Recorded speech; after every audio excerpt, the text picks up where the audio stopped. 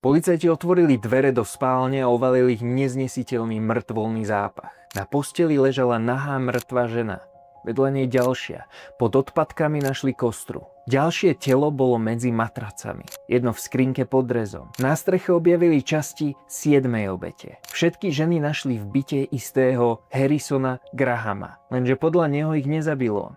Zabil ich Frank. Písal sa august 1987, severná Filadelfia. Harrison mal IQ 63, ťažkú drogovú závislosť a tvrdil, že v jeho tele žijú 3 osobnosti. Marty bol ten milý, veriaci muž, ktorý pomáhal susedom. Junior bol dvojročný chlapec, ktorý všade nosil plyšovú hračku. A Frank bol násilný narkoman, ktorý podľa Harrisona preberal kontrolu a vraždil ženy. Obete lákal do bytu na drogy. Počas sexu ich škrtil alebo ubil na smrť. Neskôr tvrdil, že sa ráno prebúdzal vedľa mŕtvych tiel a absolútne nič si nepamätal. Boli v ňom naozaj 3 ľudia?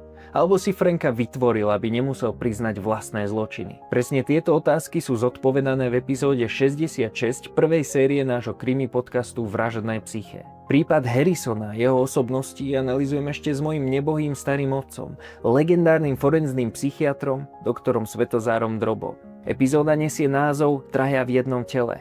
Nájdeš ju na všetkých podcastových platformách alebo si do YouTube napíš Vražedné psyché.